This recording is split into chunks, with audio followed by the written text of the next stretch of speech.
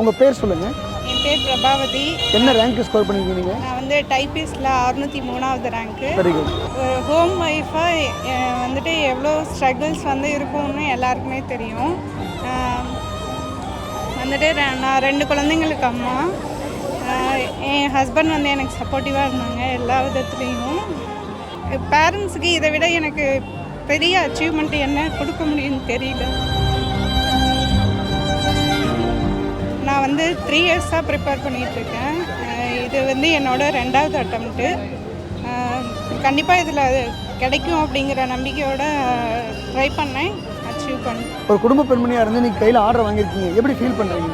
சந்தோஷமாக இருக்குது. இன்னும் மேலே மேலே ஹை போஸ்ட்டுக்கு போகணும் அப்படிங்கிறது என்னோட ட்ரீம். Very good. இப்போ நீங்கள் சூஸ் பண்ணிக்கிறது அக்ரிகல்ச்சர் டிபார்ட்மெண்ட். ஆமாம். எப்படி இந்த துறை நம்ம நினச்சி வந்தோம், அது கிடச்சிருக்கு, ஊர்லேயே போஸ்டிங் கிடச்சிருக்கு அப்படின்னு ஒரு நம்பிக்கை இருக்கா உங்களுக்கு? அந்த சந்தோஷம் இருக்கா? சொந்த டிஸ்ட்ரிக்டில் கிடச்சது ரொம்ப சந்தோஷமாக இருக்குது. மிக்க மகிழ்ச்சி.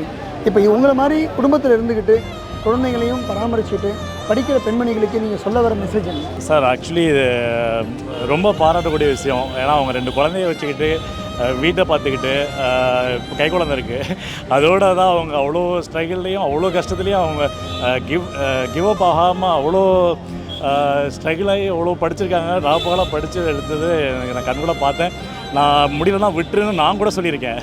இல்லை நான் என்னோடய எய்ம், என்ன ட்ரீமை நான் அச்சீவ் பண்ணாமல் நான் பேக் அடிக்க மாட்டேன்னு அவங்க வந்து கிவ் அப் ஆக மாட்டேன்ற அந்த ஆட்டிடியூடு வந்து அதுதான் அவங்களுக்கு இன்றைக்கி இந்த ரெக்கக்னேஷன் கொடுத்துருக்கு. ஸோ ரொம்ப மகிழ்ச்சியான ஒரு தருணமாக நான் அதை பார்க்குறேன். இந்த மாதிரி பெண்கள் வந்து கல்யாணம் ஆனதுக்கப்புறம் குழந்தை பிறந்ததுக்கப்புறம் முடியுமா அப்படின்னு நினைக்க வேணாங்கிறதுக்கு நான் இவங்களை ஒரு எக்ஸாம்பிளாக நான் சொல்கிறேன். அந்த மாதிரி கண்டிப்பாக முடியும். அதுக்கான ஹார்ட் ஒர்க் எஃபர்ட் போட்டால் டெஃபினட்டாக நம்மளால் அச்சீவ் பண்ண முடியுன்றதை நான் மகிழ்ச்சியாக சந்தோஷமாக சொல்கிறேன். ரொம்ப சாட்டிஸ்ஃபைடாக இருக்கேன். ஒரு நாளோட பாதை இருக்குல்ல, ஆமாம், காலையில் தொடங்க முடிகிற வரைக்கும் இருக்குல்ல. ஆமாம், இதுக்கிடையில் அவங்களுக்குன்னு பொறுப்பு இருக்குது. ஆமாம், குழந்தைகள், குடும்பம், எல்லாத்தையும் இவங்க அது எப்படி எல்லாத்தையும் பார்த்தாங்க சார். அதாவது அதுதான் சார், 6 to 10 வரைக்கும் என்னோட வீட்டு வேலையெல்லாம் முடிச்சுட்டு 10 மணிக்கு கரெக்டாக உட்காருவேன். அப்புறம் 10 to 1, அப்புறம் லன்ச் டைமு.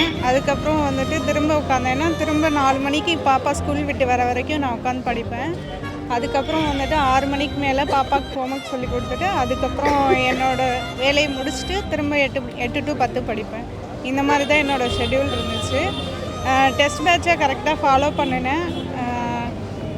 அதுதான் எனக்கு வெற்றியை கொடுத்துருக்குன்னு நான் நினைக்கிறேன்.